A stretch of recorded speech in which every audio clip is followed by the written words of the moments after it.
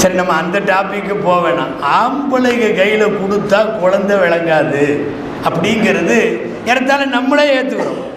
நம்மளுடைய இந்த டெரரிசம் மாதிரி ஒரு குழந்தையை அணுகணும்னா குழந்தை வளராது, குழந்தைக்கு அந்த இதெல்லாம் பத்தாது. நான் அதுக்கு கூட இன்னொன்று முதல்ல சொல்லிடுறேன், நம்மள்ட்ட அந்த ஹார்ட்னஸ் இருக்கும் பயங்கரமாக கெட்டியாக. ஏன் தெரியுமா? படைச்சது களிமண்ணில், கல் மண் எல்லாம் குழைச்சி, அதுவும் மின் சல்சாலின் கல் ஃபஹார்னு வருது குரானில். தட்டினால் டப் டப் என்று சத்தம் வருகிற சுட்ட சட்டி அந்த களிமண்ணில் இருந்து தான் ஆதம் வர்றாரு. ஆதம்கிட்டருந்து நம்மெல்லாம் வர்றோம். நல்ல வேளை அந்த அம்மா ஹவ்வாவை களிமண்ணிலிருந்து படைக்கலை. என்ன பண்ணுறான்னா, ஆதம் அலைஹிஸ்ஸலாமினுடைய இதயத்தினுடைய விழா எலும்பு பக்கத்தில் இருக்கிற ஈரப்பகுதியிலிருந்து எடுத்து வைக்கிறான். ஈரமாகவே வச்சதுனால மென்மை இருக்கும், கடுமை இருக்காது. குடும்ப வாழ்க்கை லைஃப் எல்லாம் எவ்வளவு அழகாக கட்டமைச்சிருக்கான் பார்த்தீங்களா? ஒரு ஹார்டும் ஒரு சாஃப்டும் சேரணும். வெளியுறவுத்துறைகளை கவனிக்கிற, வெளிவிவகாரத்தை கவனிக்கிற, சம்பாத்தியத்திற்கு போகிற ஆண் சற்றே ஹார்டாக இருக்கட்டும். வீட்டில் குழந்தைகளை பார்த்துக்கிற, பெரியவங்களை பார்த்துக்கிற, வீட்டு நிர்வாகத்தை கட்டமைத்து தத்பீருல் மனாசில் என்று சொல்லுகிற குடும்ப அமைப்பை மிகப்பெரிய அளவில் பார்த்து கொள்ளுகிற பெண், அவள்கிட்ட மென்மை தான் வேண்டும். ரப்பு களிமண்ணில் படைக்கலை. ஒரு சாஃப்ட்டு ஒரு ஹார்டு ரெண்டும் சேர்ந்தா அழகான குடும்பம். உங்கள் மைண்டு வாய்ஸ் எனக்கு கேட்குது, எங்கள் வீட்டில் மாற்றமாக இருக்குது. சில குடும்பங்களில் அது என்னமோ தெரியல, இப்படி மாறிக்குது. இவர் சாப்பிட்டாவும் அந்தம்மா ஹார்டாகும். சில இடங்களில் பெரும்பாலான இடம் அப்படி தாங்கிறீங்க. இல்லை வேகமாக சில பேர் தலையை ஆட்டுறதை பார்த்தா ப்ராக்டிக்கலாக ஏதோ ரெண்டுமே ஹார்டாக இருந்தாலும் குடும்பம் விளங்காது, ரெண்டுமே மென்மையாக இருந்தாலும் விளங்காது. இல்லத்திற்குள்ளே உள்ளவைகளை கவனிப்பவர்கள் மென்மையாக இருக்க வேண்டும். இல்லத்திற்கு வெளியே உள்ள விவகாரங்களை கவனிப்பவர்கள், கொடுக்கல் வாங்கல், போக்குவரத்து, வியாபாரம், அது இது, செக்கு, பார்ட்டி, கஸ்டமர்னு காலையிலிருந்து நைட்டு வரைக்கும் அலையிறவங்க அவங்க ஹார்டாக இருக்கட்டும். இது அல்லாஹ்வுடைய ஏற்பாடு. நான் சொல்லிட்டு வந்தது, குழந்தைகளை வளர்க்க ஆண்களால் முடியாது, பெண்களால் தான் அது முடியும்.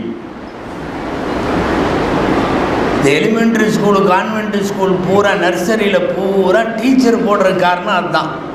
எல்லாத்தையும் வாத்தியாரை போட்டு பாருங்கள், புள்ள ஸ்கூலுக்கே போகாது, ஒத்து வராது. அந்த ஆளுக்கும் நமக்கும் எந்த குழந்தையும் போகாது.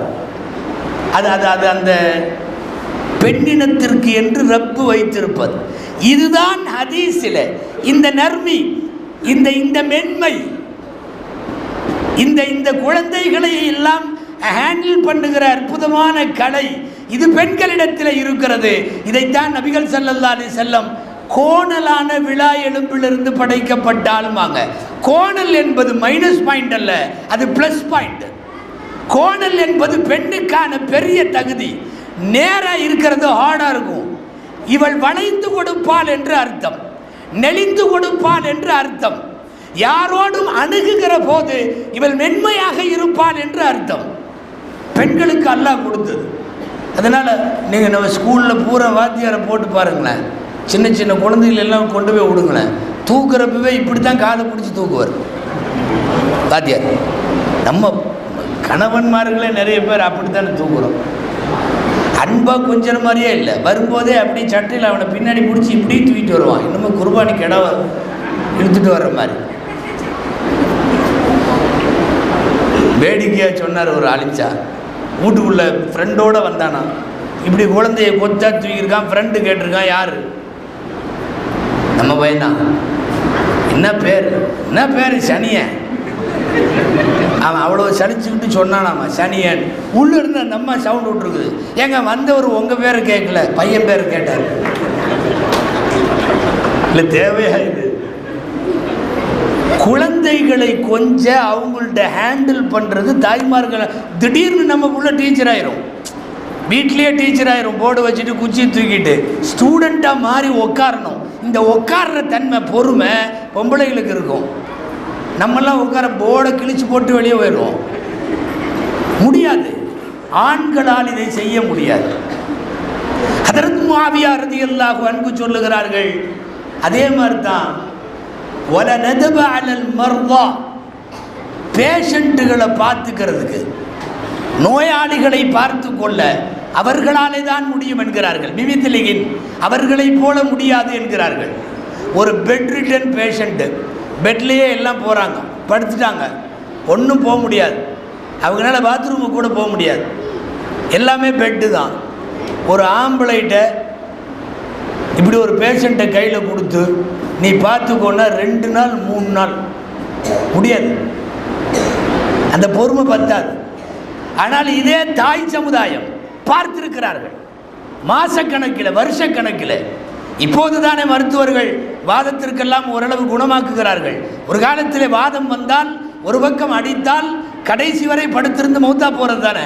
அப்படி படுத்திருந்த ஏராளமான வீடுகளில் ஏராளமான பெரியவர்களை, ஆண்களை, பெண்களை மௌத்தா போற வரையும் வாதமடித்து போனவர்களை எல்லாம் பார்த்ததும் பராமரித்ததும் பரிவு காட்டியதும் அவர்களை பாதுகாத்ததும் யார் என்று நினைக்கிறீர்கள்? தாய்மார்கள் தான்.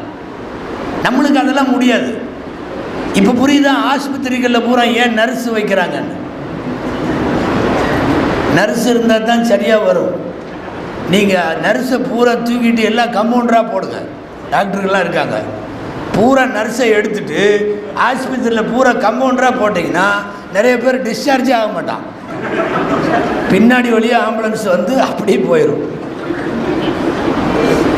ஏன்னா நோயாளிகளை கையாளுவதற்கு பெண்களாலே தான் முடியும், குழந்தைகளை கையாள அவர்களால் முடியும், நோயாளிகளை கையாள நம்மெல்லாம் 4 நாள் பார்ப்போம், அதுக்கப்புறம் துவா செய்ய ஆரம்பிச்சிருவோம். யாரெல்லாம் கொஞ்சம் பார்த்து, ஆமாம் தெளிவாக சொல்லிடுவார், கூப்பிட்டுக்கோங்கிற மாதிரி. 4 நாள் பார்த்துட்டு வருஷக்கணக்கில் வைத்து பார்க்கிற பொறுமை ஆம்பளைக்கு அந்த பொறுமை பத்தாது. சில பேர்லாம் எப்போ போகுங்கிற மாதிரி. அல்லாஹ் காப்பாற்றணும். யாருக்குமே அப்படி நிலைமையெல்லாம் வரக்கூடாது. சில நேரம் இதில் வந்து நாங்கள் சிக்கிக்குவோம். யார்? ஆலிம் சாக்கள். அதாவது உடம்பு சரியில்லை சீரியஸ்னு தந்தியை கொடுத்து போனை பண்ணி வர சொல்லிடுவாங்க. ஊர்லேருந்து எல்லோரும் கிளம்பி வந்துடுவான். ஊராக வந்து உக்காந்துருப்பாங்க. 15 பேர் 20 பேர் நெருங்கன்னு சொந்தமெல்லாம். அதை இழுத்துக்கிட்டே இருக்கும். ரூபு போகிற மாதிரி தெரில. உட்காந்து எதிர்பார்ப்பாங்களா இருக்கும். லவுரில் போயிடும், அசரில் போயிடும். அது சில நேரம் அப்படி போகாது. ஒரு நாள் வரை இருந்து பார்ப்பாங்க. அவங்களுக்கு கிளம்பி போகலாமான்னு யோசனை, வானாமான்னு யோசனை. போன உடனே திரும்பி வர்ற மாதிரி ஆச்சுன்னா என்ன பண்ணுறது? இருந்து முடிச்சுட்டு போயிடலாமேன்ட்டு அவங்க உட்காந்துருப்பாங்க. அல்லாஹ் என்ன நினைக்கிறானோ தெரியல, ரூஹை மட்டும் வச்சுக்கிதுக்கான். இந்த மாதிரி நேரத்தில் அந்த பக்கம் ஆலிம் ஷா குறுக்க போவார். அஜரத்து, ஆமாம் அவர் தொலைஞ்சார். அஜரத் துவா செய்யுங்க. என்ன துவா தெரியுதா? துவா செய்யுங்க. ஏங்க என்ன விஷயம்? இல்லை எல்லாம் வந்துட்டாங்க, போனால் திரும்பி வர்ற மாதிரி இருக்கும், முடிஞ்சிருச்சுன்னா எல்லாம் இது பண்ணிடலான் இருக்கோம், பார்த்து துவா செய்யுங்க. அப்படின்னா என்ன அர்த்தம்? மௌத்தா போகிறதுக்கு துவா செய்யின்னு சொல்கிறான்னு அர்த்தம். அங்கே சென்னையில் ஈசிஆரில் இப்படி ஒரு பேஷண்ட்டுக்கு தான் கூட்டிகிட்டு போய் அங்குள்ள அஜரத்தை எல்லோரும் வந்தாச்சு. அதனால் ஏதாவது ஓதி பாருங்கன்னு அவங்களுக்கு அப்படி ஒரு நம்பிக்கை. அஜரத்தை ஊதி விட்டால் மௌத்தா போயிடுவாங்கன்னு. அவருக்கு போய் உட்காந்து என்னத்தை ஓதினாருன்னு தெரியல, எந்திரிச்சு உட்காந்துருச்சு.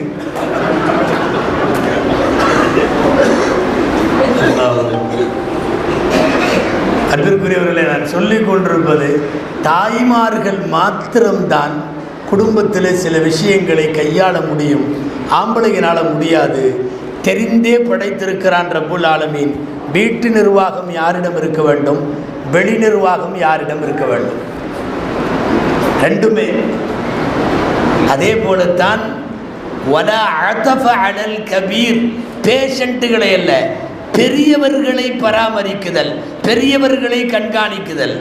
வீட்டில் தாயார், தகப்பனார், நன்னிமா, ராதிமா, யார் யாரோ இருப்பாங்க. இவர்களை பார்த்து கொள்வதிலேயும் ஆண்களை விட பெண்கள் தான். பெரியவங்களெல்லாம் பார்த்துக்குவாங்க. என்ன அந்த மாமியாவை பார்க்குறதுல மட்டும்தான் கொஞ்சம் இடைஞ்சல். அது எல்லா ஊர்லேயும் இருக்குது. ஏம்மா மாமியாவும் பெரிய மனுஷி தான், பெரிய மனுஷி தான், அது ஒத்து வராது. அது மற்ற எல்லா பெரியவங்களையும் கூட பார்த்துருவாங்க. ஆக பெரியோரை பார்க்குதல், நோயாளிகளை பராமரிக்குதல், குழந்தைகளை கையாளுதல், இதெல்லாம் பெண்களைப் போல வேற யாரும் செய்ய முடியாது. நான் இதை பேசிக்கொண்டு வந்ததால் இன்றைய சூழ்நிலையில் ஒரு செய்தியை நான் உங்களுக்கு சொல்ல வேண்டும். வீட்டில் இருக்கிற பொம்பளைகளும் வேலைக்கு போகிறதுங்கிற மாதிரி முடிவு பண்ணிட்டா, யாராவது மனசில் சங்கடமாக நினைச்சாலும் தப்பில்லை, சொல்லிடலாம். பல இடங்களில் குழந்தைகள் ஏறத்தாழ பெற்றோர் இருந்தும் அனாதைகளைப் போல வளர்கிறார்கள். ஒரு வீட்டில் குடும்ப தலைவன் சம்பாதிக்கட்டும், தகப்பன் சம்பாதிக்கட்டும், கணவன் சம்பாதிக்கட்டும், ஆடம்பர வாழ்விற்காக அல்லது அனாவசிய வாழ்விற்காக அல்லது தேவையற்ற செலவுகளுக்காக, சும்மா ஒரு சுகபோகத்திற்காக 2 பேரும் வேலைக்கு போகிறோம், 2 பேரும் சம்பாதிக்கிறோம் என்றால் அந்த குழந்தை எத்தீம். நல்லா தெரிஞ்சுக்கணும். லைசல் எத்தீம் உள்ளதி மாத்தா பவாவ், அழகான அரபு வரி. எத்தீம் என்பவன் பெற்றோரை இழந்தவன் அல்ல. பெற்றோர் இருந்தும் அவனோடு நேரம் தராவிட்டால், அவனை வளர்ப்பதில் பங்கெடுக்காவிட்டால் அந்த குழந்தை எத்தீம் தான். காலையில் எந்திரிச்சு தெற்க புருஷன் போயிடுறாரு, வடக்க மனைவி போயிருதுன்னு வைங்களேன். 2 பேரும் குழந்தைகள் ஆயாவிடத்தில் வளர்ந்தால், குழந்தைகள் வேலைக்காரம்மாவிடத்தில் வளர்ந்தால், குழந்தைகள் பக்கத்து வீட்டில் வளர்ந்தால் ஒன்றும் இல்லை, அந்த குழந்தைகள் எத்தீம்கள்னு அர்த்தம். நான் இந்த மேலே சொன்ன விஷயமெல்லாம் எதுக்குன்னா, வீட்டு நிர்வாகத்தை பெண் கையில் எடுத்தாக வேண்டும். குழந்தைகளை வளர்ப்பதை பெண் கையில் எடுத்தாக வேண்டும். யாரும் இந்த உலகத்தில் தாயை போல ஒரு குழந்தையை நேர்படுத்த முடியாது, ஒழுங்குபடுத்த முடியாது. ஒது செய்வது எப்படின்னு நான் ஒரு குழந்தைக்கு கூப்பிட்டு, ஒரு 6-7 வயசு பையனுக்கோ குழந்தைக்கோ கூப்பிட்டு என்னென்ன வேணாலும் சொல்லி தரலாம். அதெல்லாம் எடுபடாது. நான் ஒரு பேப்பரில் முதலில் கையை கழுக வேண்டும், வாய் கொப்பளிக்க வேண்டும், மூக்குக்கு தண்ணீர் செலுத்த வேண்டும்னு ஃபுல்லாக எழுதி மனப்பாடம் பண்ண வச்சு 10 நாள் ஒன்றும் வேலைக்கு ஆகாது. அவங்க அம்மா ஒரு ஜக்கு தண்ணி எடுத்துகிட்டு உட்காந்து உதவி செஞ்சு காட்டிட்டோம். நம்ம குட்டி புள்ள 3 வயசு, அது அம்மா மாதிரியே உதவி செய்யும். சில்ட்ரன்ஸ் அவங்களுடைய இது போல செய்யுதல். சைல்டு சைக்காலஜி அதுதான். ஒன்றை பார்த்தால் அது போல செய்யுதல். இது ஏறத்தாழ பருவ வயது வரைக்கும் நீடிக்கும் என்று சொல்லுகிறார்கள் உளவியல் வல்லுநர்கள். ஒன்றை பார்த்து அதை போல செய்தல். தாய் வீட்டிலிருந்து வளர்க்கணுங்க. டாக்டர் எடாயிலின் அப்படின்னு சொல்லி யூரோப்பியன் கண்ட்ரீஸில் ஒரு அம்மா, பெரிய ஆய்வாளர், சமீபத்தில் 2 வருஷத்துக்கு முன்னாடி ஐரோப்பிய கண்டங்களின் குடும்ப சீரழிவிற்கு என்ன காரணம்னு அந்த அம்மா ஒரு PhD ஆய்வு செஞ்சது, டாக்டரேட் பண்ணது. அந்த அம்மாவுக்கு டாக்டரேட் பண்ணுறதுனுடைய PhDனுடைய தலைப்பு என்ன தெரியுமா? ஐரோப்பிய கண்டங்களின் குடும்ப கட்டுமானம் சிதைந்தது எதனால் அப்படிங்கிறது தான் அந்த அம்மாவுக்கு. அந்த அம்மா கிட்டத்தட்ட ஒரு 300-350 பக்கத்துக்கு ஒரு திசிஸ் சப்மிட் பண்ணியிருக்கு, ஐரோப்பியா கண்டத்தினுடைய ஒட்டுமொத்த குடும்ப அமைப்புகளை குறித்து. அப்போது லாஸ்ட்டாக அந்த அம்மா அவங்களுடைய திசிஸினுடைய சுருக்கம், ஷார்ட் ஃபார்ம் அதுதான், குலாசா அதுதான். என்ன தெரியுமா? எங்கள் நாட்டில் வீடுகளிலே இருந்து பெண்கள் குழந்தைகளை வளர்க்காததால், அவர்களும் வேலைக்கு செல்வதால் எங்கள் நாடு நாசமாகிவிட்டது அப்படிங்கிறது அந்த அம்மாவுடைய ஆய்வு முடிவு. அந்த அம்மாவுடைய திசிஸ், அந்த அம்மாவுடைய தியரி அது. ஏறத்தாழ அந்த மேல்நாட்டினுடைய அந்த கல்ச்சர் கொஞ்சம் கொஞ்சமாக நம்மளையும் பிடித்து கொண்டதே. அவர் போய் சம்பாரிச்சா 10,000 கிடைக்குது, நம்மளும் கூட சேர்ந்து சம்பாரிச்சா இன்னொரு 10,000 கிடைக்குமல்ல. உண்மையாகவே வயிற்று பாட்டுக்காக போனால், ஒரு கணவன் இல்லாத குடும்பம், சம்பாதிக்க ஆள் இல்லாத குடும்பம், வாழ்க்கைக்கு ஜீவாதாரத்திற்கு போராடுகிற குடும்பம், ஒரு பெண் அவள் சம்பாத்தியத்திற்கு போவதில் தடையில்லை. பிரபலமான சஹாபி இப்னு மஸ்ஊத் ரலியல்லாஹு தஆலா அன்ஹு, அவங்களால வேலை செய்ய முடியாது, உடல் அமைப்பில் பிரபலமான சஹாபி, ஆனால் கொஞ்சம் அங்கஹீனம் உள்ளவர்கள், நல்ல கொஞ்சம் கண்ணியமாக சொல்ல போனால் மாற்றுத்திறனாளியை போல உள்ளவர்கள், அதல்ல அது போல அவங்களால எந்த வேலையும் செய்ய முடியாது. சகீஃப் என்ற கோத்திரத்தில் குடும்பத்தில் பெண் கட்டி இருந்தார்கள். அந்த பொண்ணு ஜைனபு ரசூலுல்லாஹி ஸல்லல்லாஹு அலைஹி வஸல்லம் வந்தது. ஜைனபு சகீஃபியா கேட்டாங்க, என் கணவர்னால சம்பாதிக்க முடியாது, என் குடும்பத்தில் பிள்ளைகளை எல்லாம் பார்க்க வேண்டியது இருக்கிறது, எனவே எனக்கு வேலைக்கு போகிறதுக்கு அனுமதி வேணும்னு கேட்டாங்க. நபிகள் நாயகம் ஸல்லல்லாஹு அலைஹி வஸல்லம் ஜைனபுக்கு, நீ போய் சம்பாரித்து குடும்பத்தை காப்பாற்றுன்னு சொன்னாங்க. சிறிது நாட்கள் விறகு வெட்டி விற்கக்கூடிய வேலையை, அதற்கு பிறகு சந்தையின் ஒரு மூலையில் பெண்களுக்கென்று கடையை, இதையெல்லாம் வச்சு அந்த அம்மா காலம் பூரா ஜைனப் அவர்கள் குடும்பத்தை காப்பாற்றி வந்தார்கள் என்று பார்க்கிறோம். அன்பிற்குரியவர்களே, வீட்டு நிர்வாகம் பெண்களால் கட்டமைக்கப்பட வேண்டும். இந்த கல்வி அந்த கல்வி எதுவாக இருந்தாலும் சரி, அது ஹோம்ஒர்க்கு அம்மா பக்கத்தில் உட்காந்து செய்ய வைக்கணும். மதரசாவினுடைய பாடம் அம்மா பக்கத்தில் உட்காந்து செய்ய வைக்கணும். கொஞ்சம் கொஞ்சமாக கலாச்சாரத்தில் நம்மிடத்திலேயும் இன்றைக்கு மாற்றங்கள். ஆலிம் சாட்ட அஜர்த்திட்ட மதரசாவில் உஸ்தாதிட்ட வந்து குழந்தை கேட்டிருக்குது, சின்ன பிள்ளை, ஹஜ்ரத் ஸ்கூலில் கட்டுரை போட்டி வச்சுருக்காங்க, தாயின் சிறப்புகள்னு கட்டுரை எழுதிட்டு வர சொன்னாங்க, தாயின் சிறப்புகள்னு கட்டுரை எழுதணும், ஒரு பக்கத்துக்கு எழுதி கொடுங்க அப்படின்னு வந்து அஜர்த்திட்ட கேட்டிருக்கு. பொதுவாக ஸ்கூலில் தலைப்பு கொடுத்தாலும் அஜர்த் தான் எழுதி கொடுப்பாரு. அப்போது கேட்ட உடனே அவர் அஜர்த்து உட்காந்து கேட்டாரான், ஆமாம் உனக்கு காலையில் ஸ்கூலுக்கு யார் அனுப்புகிறா? அது எங்கள் வீட்டில் இருக்கிற வேலைக்காரம்மா. மத்தியானம் லஞ்சில் யார் கொண்டு வந்து உனக்கு இது கொடுக்குறா? வேலைக்காரம்மா. உன்னை யார் குளிக்க வைக்கிறா? வேலைக்காரம்மா. ஸ்கூல்லேருந்து யார் கூட்டிகிட்டு வர்றா? வேலைக்காரம்மா. எல்லாம் ஆயம்மா தான். அது காலையிலேருந்து சாயந்தரம் வரைக்கும் எல்லா வேலையும் பண்ணுது. அழிச்ச பேப்பரை கசக்கி போட்டு சொன்னாராம், வேறு பேப்பரை கொண்டு வா, நான் வந்து தாயின் சிறப்புலாம் வேணாம், ஆயாவின் சிறப்புகள்னு ஒரு பக்கம் எழுதி தர்றேன், நீ போய் அதை கொண்டு போய் கொடு. ஏன்னா இந்த பணிகளை எல்லாம் ஒரு தாய் செய்யலைன்னா அவளுக்கு பேர் தாய் இல்லை. ஒரு குழந்தையை உருவாக்குவதில், அவளை கல்விக்கூடத்திற்கு அனுப்புவதில், பள்ளிக்கூடத்துக்கு அனுப்புவதில், மதரசாவுக்கு அனுப்புவதில், நல்ல விஷயங்களை கற்றுத்தருவதில், இதையெல்லாம் வந்து அவள் செய்யணும். செய்யலைன்னா அவளுக்கு பேர் தாய் இல்லை. ஒரு ஒரு ஒரு ஒரு குடும்ப கட்டமைப்பு என்பது தான் இஸ்லாம். நல்லா தெரிஞ்சுக்கணும். என்னமோ நாட்டில் அப்படியெல்லாம் இருக்காங்க, அங்கே மலேசியாவில் அப்படி, சிங்கப்பூரில் இப்படி, 2 பேர் வேலைக்கு போயிடுவாங்கன்னா, 2 பேர் வேலைக்கு போனால் பிள்ளைக்கு ஒரு பக்கம் பரதேசம் போக வேண்டியதான். அதுக்கு என்ன செய்யும்? எப்படி ஒழுக்கத்தோடு வளரும்? அடுத்த நாட்டினுடைய சில கலாச்சார சீரழிவுகளை எல்லாம் நாம் எடுத்துக்கொள்ளக்கூடாது. நம்முடைய மார்க்கம் சார்ந்த பழக்கமும் அதுவல்ல, இந்த மண் சார்ந்த மரபும் அதுவல்ல. எவ்வளவு மோசமாக அங்கெல்லாம் இருக்கிறது என்பதை யோசிக்க வேண்டும். சமீபத்தில் ஒரு சில ஆண்டுகளுக்கு முன்னால் ஒரு புத்தகம் அமெரிக்காவில் தான் வருது. புத்தகம் வர்றதுக்கு முன்னாடியே அது வரக்கூடாதுன்னு தடை கேட்டாங்க. அந்த அளவுக்கு மோசமான புத்தகம் போட்டிருக்கு. அமெரிக்காவினுடைய மானத்தை பூரா வாங்கியிருக்கிறாங்க அதில். அதனால் தடை கேட்டாங்க. தடையை தாண்டி அங்கே கொஞ்சம் இந்த டெமோக்ரஸி, இந்த ஜனநாயகங்கிறதெல்லாம் கொஞ்சம் ஓவர் டோஸ். அங்கே அப்படியெல்லாம் தடுக்க முடியாது. வந்துருச்சு புஸ்தகம். புஸ்தகம் என்ன தெரியுமா? Fatherless America. புத்தகத்துக்கு தலைப்பு தந்தை இல்லாத அமெரிக்கா. டைட்டிலு கீழே ஃபாதர்லெஸ் அமெரிக்கான்னு போட்டு கீழே பிராக்கெட்டில் அதனுடைய ஆசிரியர் போட்டிருக்கார், அவர் மோஸ்ட் அர்ஜென்ட் சோசியல் ப்ராப்ளம். நம்முடைய சமூக பிரச்சனைகளில் ரொம்ப முக்கியமான மோசமான பிரச்சனைன்னு போட்டு எழுதியிருக்கார், ஃபாதர்லெஸ் அமெரிக்கான்னு சொல்லி. புத்தகத்துக்குள்ளே உள்ள செய்தி என்ன தெரியுமா? திருமணத்திற்கு முன்பாகவே 62% அமெரிக்க பெண்கள் தவறிவிடுகிறார்கள்ங்கிறத ஏரியா வாரியாக, அதாவது ஸ்டேட் வாரியாக புள்ளி விவரத்தோடு பதிவு செஞ்சுருக்கார். நாட்டினுடைய மானத்தை வாங்குறாருன்னு தான் அந்த புத்தகத்தை தடை செய்ய கேட்டாங்க.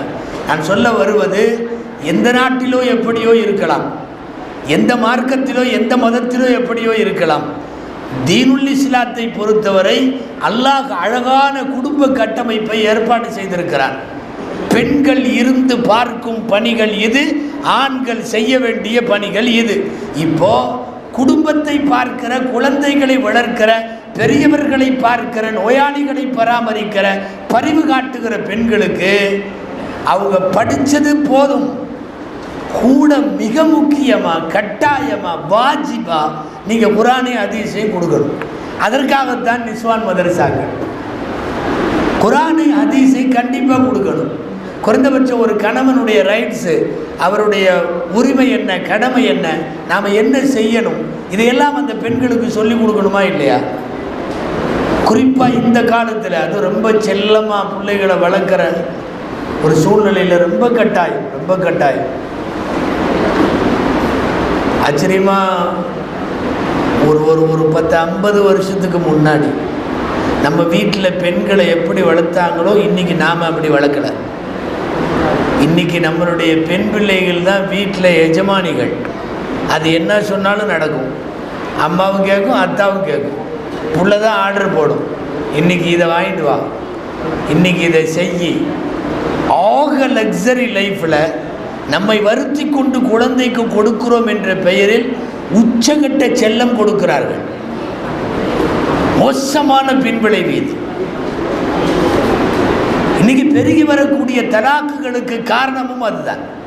பொம்பளை பிள்ளைகள் பெண் பிள்ளைகளை பூரா செல்லமாக கனிவு என்ற பெயரிலே வளர்த்து ஆளாக்கி இருக்கிறோம். இன்னைக்கு அதிகமாக தலாக்குக்கு என்ன காரணம்ங்கிறீங்க? நிறைய பெண் பிள்ளைகள். சமீபத்தில் சென்னையில் தமிழ்நாடு அரசினுடைய தலைமை காசி முஃப்தி சலாஹுத்தீன் அய்யூபி ஒட்டு மொத்தமாக தலாக்கு, நிக்கா, பிறை இந்த மாதிரி இஷ்யூஸுக்கெல்லாம் கவர்மெண்ட்டினுடைய ஆத்தரைஸ்டு பர்சன், அவர் அங்கீகாரம் பெற்ற மனிதர்.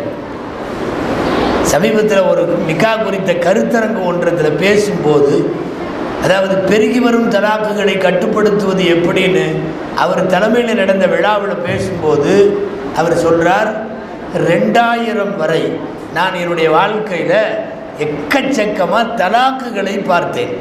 நீ கவனிக்கணும், 2000 வரை தலாக்குகளை பார்த்தேன்.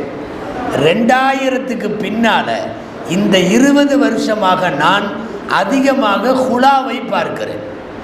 ஹுலானா என்ன? பெண் பிள்ளை எனக்கு இவர் வேணாம் விட சொல்லுங்கன்னு சொல்லி பெண் தானாக விலகி கொள்ளுதல், அதுக்கு ஹுலான்னு பேர், விவாக விலக்கு. அவன் சொன்னது தலாக்கு. 2000 வரைக்கும் தான் முன்னாலே தலாக்குகள் இருந்தது. இப்போதெல்லாம் ஹுலா அதிகம். படித்த பெண்கள், வேலைக்கு போகிற பெண்கள், அல்லது மிகவும் செல்லமாக வளர்க்கப்பட்ட பெண்கள். ரொம்ப ஷார்ட்டாக அவ்வளோதான் சொல்ல முடியும்.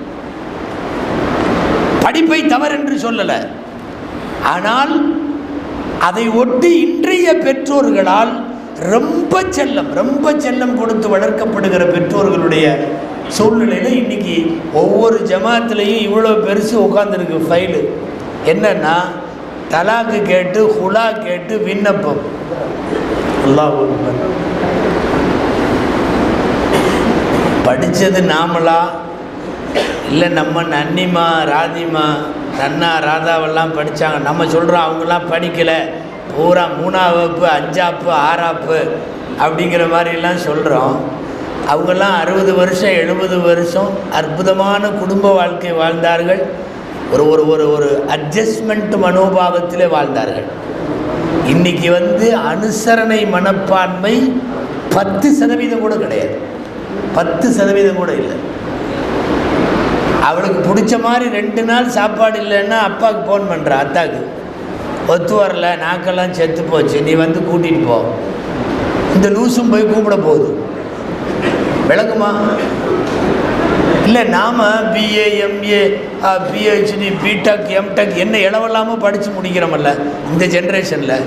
இவ்வளவும் படித்து முடித்து தலாக்கு கேட்டு விண்ணப்பிக்கிற இந்த கோப்புகளில் அத்தனையும் 30 வயசுக்கு கீழே. 30 வயசுக்கு கீழே தலாக் கேட்டு கொடுத்துருக்கான், குலா கேட்டு கொடுத்துருக்கு. ஆனால் நம்முடைய நன்னிமாவும் ராதிமாவும் வாழ்ந்தது 70 வயசு 80 வயசு. தள்ளாடுகிற கணவன் மனைவியா?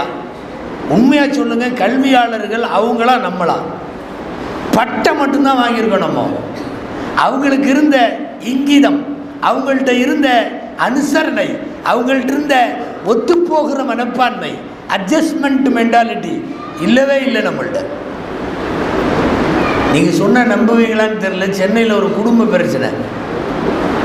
கணவனும் மனைவி மாறி மாறி பேசுகிறாங்க பயங்கரமாக. இந்த பஞ்சாயத்துன்னு வரும்போது அப்படி தான், கொஞ்ச நேரம் அவன் கத்துவான், ஆஃப் ஆன உடனே கொஞ்ச நேரம் அப்புறம் இவன் கத்துவான். இந்த 2 பேர்த்தையும் மோத விட்டாவே இதுதான் பிரச்சனை. நடுவில் உட்காந்து 2யுமே கேட்டுட்ருக்கணும் கவுன்சிலிங்காரங்க. இப்போது பேசிக்கிட்டே இருக்கிறப்போ அவன் மாப்பிள்ளை வீட்டு மேலே பொண்ணோட தகப்பை எக்கச்சக்க புகார் சொல்கிறான். இப்படி பண்ணுறாங்க அப்படி பண்ணுறாங்கன்னு சொல்லிகிட்டே வர்றப்போ ரொம்ப பெருசாக அவன் சொன்ன புகார் ஒன்று என்ன தெரியுமா? என் பிள்ளைய 7 மணிக்கே எழுப்புறாங்கங்கிறான்.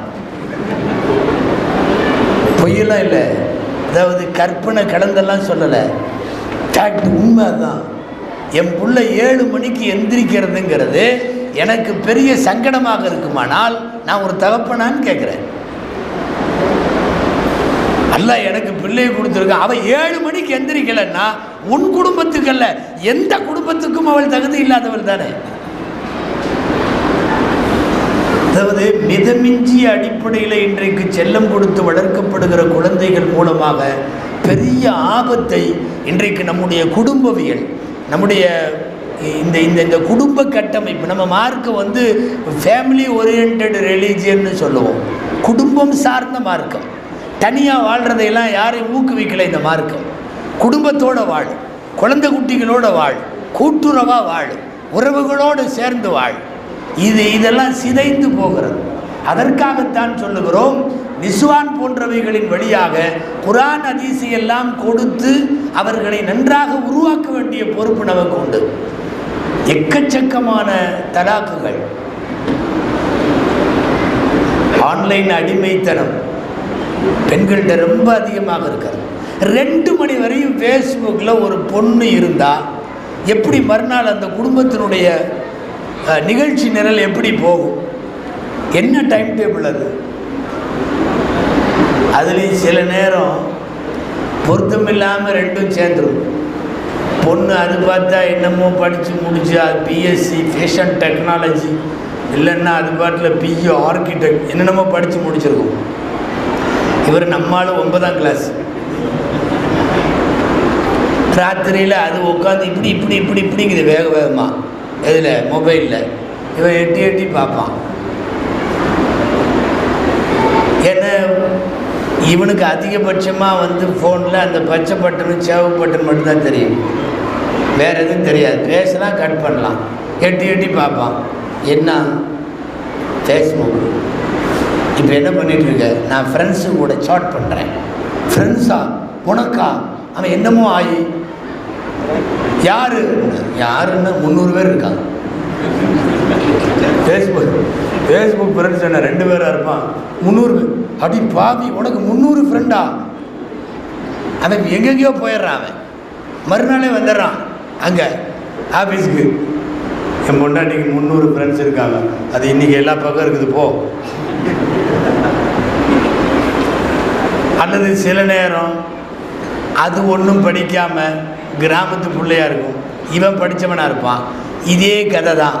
இவன் நோண்டிக்கிட்டு இருக்கிறப்போ ஃபேஸ்புக்கு, வாட்ஸ்அப்பு, இன்ஸ்டாகிராமு, டெலிகிராமு, என்ன முசீபத்து எல்லாத்தையும் பார்த்துட்டு இருக்க. அது எட்டி எட்டி பார்க்கும் என்ன நடக்குது. ஆம்பளைங்க கூட கொஞ்சம் லேசாக இருக்கலாம், பொம்பளைங்க பயங்கரமான பில்டப்போடு ஆரம்பிச்சிருவாங்க. அட பாவி மனுஷா, உனக்கு 300 பொம்பளை உனக்கு ஃப்ரெண்டா? காலையில் ஃபஜ்ருக்கு முன்னாடியே தூக்கி அவங்க அம்மாட்டுக்கு போயிடும். அன்பிற்குரியவர்களே, ஆன்லைன் பரிவர்த்தனைகள், ஆன்லைன் வளர்ச்சி, சமூக வலைத்தளங்கள் வருகையின் மூலமாக இன்றைக்கி ரொம்ப காலம் கெட்டு போயிருக்கிறது. நான் முடிவுக்கு வருகிறேன். நிறைய தலைப்பில் பேசலாம். நான் வரும்போதே அஜந்திர கேட்டேன் என்ன பேசணும்னு. அவர் ஏதாவது ஒரு தலைப்பு சொல்லுவார்னு பார்த்தேன். அவர் வரிசையாக சொல்கிறார், இப்படி இருக்குது, அப்படி இருக்குது, அப்படி இருக்குது, அதையும் பேசுங்க, இதையும் பேசுங்க, இந்த போதையெல்லாம் ஒழிக்கிறாங்க, அதையும் பேசுங்க, நாங்கள் ஒரு பேரணி நடத்தியிருக்கோம், அதையும் பேசுங்க, அப்படி வரிசையாக என்னென்னமோ சொல்கிறார். சகுர் வரையுமா பயன் பண்ணுறது? அத்தனை தலைப்பும் சொல்கிறார். அன்பிற்குரியவர்களே, இல்லை, பெண்களை பொறுத்தவரை உச்சகட்டமான கவனமும் கண்காணிப்பும் மார்க்க நெறிப்படி வளர்க்கும் இல்லை என்றால், அதில் இந்த மாதிரி மதரசாக்களின் வழியாக தரப்படக்கூடிய கல்வி, மார்க்க கல்வி தரலைன்னா ஒழுக்கத்தோடு இருக்காது. நீங்கள் படிச்சிருக்கலாம், நான் வேணான்னு சொல்லலை, யாரையும் குறை சொல்லலை. 10th +2 BSc எல்லாம் இருக்கலாம். படிப்பு ஒழுக்கம் தரணும். இன்றைக்கி அது தர்றதில்லை. யாரும் கோச்சிக்க வேண்டாம். ஏன்னா ஸ்கூல் நடத்துகிறவங்களாம் இருப்பீங்க, ஸ்கூலில் ஆசிரியர்கள்லாம் இருப்பீங்க. ஒரு தவறை நாம் ஒத்துக்கிட்டே ஆகணும். இன்றைக்கி இருக்கிற இந்த எஜுகேஷன் சிஸ்டம் நாலேஜ் கொடுக்குறாங்க, அறிவு சார்ந்து இயங்குறாங்க, ஒழுக்கம் தரதில்லை. ஒழுக்கம் தருவதற்கு மதரசாக்கள் தேவை, பள்ளிவாசல்கள் தேவை. ஒழுக்கம் அந்த காலத்துலலாம் மாரல் சயின்ஸ்னு ஒரு தனி பீரியட் இருக்கும். நீதி போதனை அப்படின்னு ஒரு பீரியடே போட்டு வச்சுருப்பாங்க. அதில் பெரியவங்களை மதிக்கிறது, அது இது கல் முள்ள எடுத்து போடுறது, இந்த மாதிரி விஷயங்கள்லாம் கூட சொல்லி கொடுப்பாங்க. இன்றைக்கி அதெல்லாம் இல்லை. இன்றைக்கி வந்து மாறி மாறி ஏதாவது அந்த பக்கம் கையை காட்டுவார். இப்போல்லாம் வந்து வெளியூர்களில் ரொம்ப அழகாக ஒன்று பண்ணுறாங்க. என்ன தெரியுமா? ஒரு கிளாஸ் தண்ணி கொண்டு வைப்பாங்க குடிக்கிறதுக்கு. பேசிக்கிட்டே இருக்கிறப்ப நமக்கு தொண்டை கட்டிடுமா இல்லையா? தண்ணி கொண்டு வைப்பாங்க. எனக்கு மட்டும்தான் தெரியும் அது தண்ணி வைக்கிறதுல தண்ணி காட்டுறது. அன்பிற்குரியவர்களை நான் சொல்ல வந்தது, பெருகி வரக்கூடிய கல்வி சிஸ்டத்தில் இன்றைக்கி ஒழுக்கங்கள் எதிர்பார்க்க முடியலை. ஒழுக்கம் வேணும். என்ன படிப்பாக இருந்தாலும் ஒழுக்கம் வேணும். சென்னையில் நீங்கள் ரிஜிஸ்டர் ஆஃபீஸுக்கு வாங்க, அல்லது வேறு மாநகரங்களில் போய் பாருங்கள். இந்த கருவூலம் இருக்க சப்ட்ரெஷனர் ஆஃபீஸ் இருக்குல்ல, அங்கே போய் மதம் மாறி திருமணம் செய்யக்கூடிய ஜோடிகளின் பட்டியல் 15 நாளைக்கு முன்னாடி போட்டுருவாங்க சர்க்குலரில். அப்ஜெக்ஷன் இருந்தால் தெரிவிக்கலாங்கிறதுக்காக வேண்டி இந்த மதத்தை சார்ந்த ஆண், இந்த மதத்தை சார்ந்த பெண், இவங்க 2 பேரும் வரக்கூடிய 20ஆம் தேதி அவங்க வந்து திருமணத்தை அவங்க ஃபிக்ஸ் பண்ணுறாங்க, ஏதாவது அப்ஜெக்ஷன் இருந்தால் தெரிவிக்கலாம்னு போட்டுருவாங்க. எப்போவுமே சத்தம் இல்லாமல் கல்யாணம் நடக்காது, ட்ரெஸரர் ஆஃபீஸ்லேயே இருந்தாலும். வாரம் கடந்த வாரம் மட்டும் 84 ஜோடி. 84. யோசிக்கணும். முதல்ல நம்ம வாட்ஸ்அப்பில் ஒன்று வரும், இந்த பக்கம் குமார், அந்த பக்கம் பாத்திமா, அடி பாவிம்போம். ஒரு பத்திரிகைலாம் இல்லை. 84 ஜோடிகள் வந்து மாறி திருமணம் செய்கிறார்கள், ஆட்சேபனை இருப்பவர்கள் தெரிவிக்கலாம்னு தொங்குது. மோசமான காலத்தில் மார்க்கத்தை துறந்து விட்டு வெளியேறி செல்லக்கூடிய ஒரு அபாயமான கட்டத்தில் இன்றைக்கு பெண் சமுதாயம் இருக்கிறது. இந்த சூழ்நிலையில் நாம் இப்படி ஒரு பொல்லாத காலத்திலே தான் பெண்களை வளர்க்கிறோம். ஒரு ஆபத்தான காலத்திலே தான் நாம் பெண்களை முன்னெடுத்திருக்கிறோம். பெண் குழந்தை பெரும் பேறு, ஆனால் பெரும் சவால். இந்த காலத்தில் வளர்த்து ஆளாக்கி திருமணம் செய்து கொடுத்து மார்க்க நெறிப்படி ஒரு பெண்ணை உருவாக்குவது என்பது மிகப்பெரிய சவால். அந்த சவாலுக்கு கொஞ்சமாவது நீங்கள் அவர்களுக்கு மார்க்க அறிவு தர வேண்டும். அதனால் உங்கள் பிள்ளையை நிஸ்வானில் சேர்த்து விடுங்க. தயவு செய்து ஒரு 2 மணி நேரம் வர சொல்லுங்கள், அல்லது ஒரு 3 மணி நேரம் 4 மணி நேரம் வர சொல்லுங்கள். படிப்புகளுக்கு இடையிலேயும் அவர்கள் தொடரட்டும். என் குடும்ப பெண்களை கூட கொண்டு வந்து இருக்கல, மாலை நேரங்களில் அவர்களுக்கென்றும் ஏற்பாடுகள் இருக்கு. தயவு செஞ்சு சொல்கிறேன், வீடுகளுக்கு மார்க்கம் வளர இது போன்ற மார்க்க ஸ்தாபனங்களை பயன்படுத்துங்கள். பள்ளிவாசல்களும் மதரசாக்களும் தராத ஒழுக்கத்தை யாரும் தர முடியாது. அவங்க தர்ற ஒழுக்கத்தை நிச்சயமாக உலகத்தின் எந்த கல்விக்கூடமும் தர முடியாது. அது எதுவாக இருந்தாலும் சரி. எனவே பயன்படுத்துங்கள். உங்களுடைய பிள்ளைகள் எல்லாம் மார்க்க அறிவு தெரிந்த பிள்ளைகளாக வரட்டும். எல்லாம் வல்ல அல்லாஹ் ஜல்ல ஷானஹு தஆலா அப்படி ஒரு நல்ல முயற்சியை முன்னெடுத்திருக்கிற இந்த நிர்வாகம் அல் மதரசத்துல் மர்தியா மென்மேலும் இந்த மதரசா பெரிய மதரசாவாக வளர எல்லாம் வல்ல இறைவன் அருள் புரிவானாக. இதை பாடுபடக்கூடிய இந்த நிர்வாக பெருமக்களுக்கு மன ஊக்கத்தை ஆக்கத்தை அல்லாஹ் வழங்குவானாக. முதலாக பட்டம் பெற்றிருக்கிற இந்த 3 ஆலிமாக்கள் அவர்கள் வாழும் காலம் வரை அவர்கள் படித்த கல்வியின் பிரகாரம் கற்ற பிரகாரம் ஒழுகுவதற்கு வாழுவதற்கு எல்லாம் வல்ல இறைவன் அருள் புரிவானாக என்று அவர்களுக்கு துஆ செய்து நல்ல வாய்ப்பிற்கு நன்றி சொல்லி வார்த்தைகளை முடிக்கிறேன். வாஹிரு தஅவானா அல்ஹம்துலில்லாஹி ரப்பில் ஆலமீன்.